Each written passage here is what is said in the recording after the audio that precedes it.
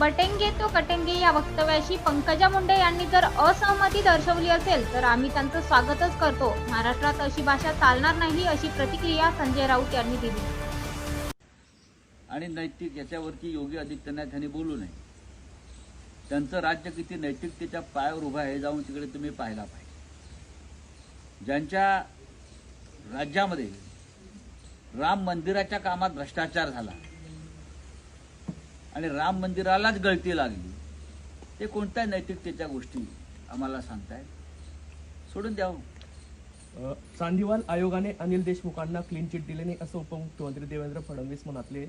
मवियाचं सरकार असताना चांदीवाल आयोगाचा रिपोर्ट आला। निवडणुकांच्या काळामध्ये देवेंद्र फडणवीस कोणते कोणते चांदीवाले, सोनेवाले, लोखंडवाले अहवाल समोर आणतील आणि बोलतील त्याचा भरोसा नाही।